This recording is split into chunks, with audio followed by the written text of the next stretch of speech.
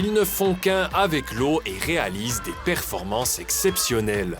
Environ 500 enfants participent ce week-end au meeting Interville. Les nageurs et nageuses de 23 clubs venus de toute la Suisse s'affrontent à la piscine couverte de Bienne. L'équipe locale Swiss Team Bienne est elle-même représentée par 84 athlètes. C'est hyper cool qu'il y ait une course à domicile. J'adore ça car on s'entraîne ici. Du coup, c'est toujours beau de pouvoir nager ici à l'occasion d'une compétition. Même si l'événement n'a rien à voir avec un championnat ni même une finale, pour beaucoup, la date se devait d'être inscrite dans l'agenda. Cette compétition est une tradition qui perdure depuis des années et qui est très connue dans le milieu de la natation. Elle attire généralement beaucoup de jeunes nageurs et nageuses car il s'agit d'une compétition pour laquelle aucune limite n'est requise. Les athlètes expérimentés peuvent aider les jeunes et leur donner des conseils, car il ne s'agit pas seulement de l'une des premières compétitions de l'année, mais aussi, selon les cas, de la première d'une carrière naissante. C'est naturellement très cool pour les petits et je pense qu'ici on peut beaucoup apprendre sur comment nager durant un championnat. Et c'est très beau de pouvoir leur montrer comment bien faire. La popularité de cet événement traditionnel est aussi due à sa bonne organisation. Et celle-ci sera mise à rude épreuve pendant ces 2 jours, avec environ 500 participantes et participants dans différentes catégories. Une bonne planification est indispensable. C'est un vrai défi cette fois-ci, car nous avons reçu tant d'inscriptions. Cette fois, nous ne pouvons y arriver qu'en renonçant aux annonces de classement et en remettant les médailles aux nageurs et nageuses d'une autre manière.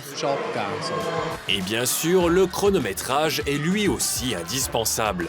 Il est même effectué 2 fois, d'abord à l'aide des plaques de pression dans le bassin, puis réalisé manuellement par les juges. Ces données sont ensuite transmises à Olivier Hirsbrunner. Nous avons un programme qui nous permet de suivre tout le déroulement temporel. Le rythme est très serré. Nous avons pratiquement une nouvelle course toutes les 2-3 minutes. Il est donc important que tout se déroule rapidement selon ce planning. Nous commençons le matin à 8h30 et cela dure jusqu'à environ 18h30, 19h le soir. Il est donc important qu'il n'y ait pas de retards importants. Mais avec ce programme, nous pouvons déjà relativement bien simuler le déroulement à l'avance car nous connaissons approximativement les temps des nageurs et nageuses et pouvons ainsi planifier en conséquence. Les départs sans accroc ne sont pas seulement dus à la technique, mais aussi à une équipe bien rodée. Chaque jour, près de 40 aides sont de service. Cela ne va toutefois pas de soi. Trouver des bénévoles reste toujours un défi. Nous sommes aussi confrontés à cette difficulté, mais nous avons mis en place un système au sein du club de natation qui permet de compenser une partie des cotisations des membres par des demi-journées de bénévolat. Ainsi, nous disposons d'un nombre relativement important de bénévoles et nous recevons régulièrement des demandes de clubs extérieurs qui souhaitent nous aider. Et malgré un engagement important et le soutien de la technique, des imprévus ne sont jamais à exclure. Je pense que le plus important, c'est de rester calme et de chercher d'où vient le problème. L'année dernière, par exemple, nous avons subi une panne de courant après qu'un câble ait pris l'eau. Je n'ai plus pu recevoir les résultats.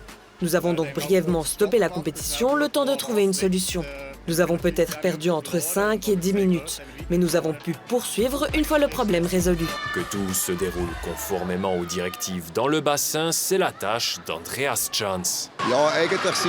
L'arbitre doit veiller à 2 choses. D'une part, il doit s'assurer que tous les autres juges peuvent faire leur travail, de sorte qu'il n'est plus qu'à superviser. Et si quelque chose survient, comme une disqualification ou une question, il doit être prêt à intervenir pour clarifier la situation. Et c'est aussi lui qui donne le signal de départ. Voilà plus de 30 ans qu'il officie en tant qu'arbitre international. C'est donc pour lui l'occasion de se détendre un peu après 3 participations aux Jeux Olympiques. Aux Jeux Olympiques, ce qui compte aussi, c'est bien sûr la seconde près. La télévision présente sur place le public. Il faut donc veiller à maîtriser ses émotions. Quand Michael Phelps est dans votre couloir, vous vous dites « Cher Michael, ne fais surtout pas d'erreur. Ce serait pour moi désagréable de devoir annoncer qu'il a commis une faute. » La nervosité est vraiment très grande. Même si Andreas Chance a vécu de grands moments de la natation, son engagement à Bienne le réjouit. J'ai naturellement aussi commencé avec de petits événements. J'ai dû acquérir de l'expérience à chaque poste et je me réjouis de pouvoir transmettre mon savoir. Une telle expérience acquise durant les Jeux Olympiques, les jeunes nageurs et nageuses ne peuvent qu'en rêver.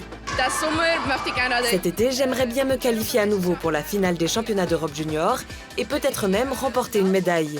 Et puis, j'aimerais me qualifier pour les Jeux Olympiques de la jeunesse qui auront lieu en octobre prochain. Alors que les jeunes talents s'affairent à leur avenir, l'équipe organisatrice du meeting Interville se consacre déjà à la planification de la prochaine édition.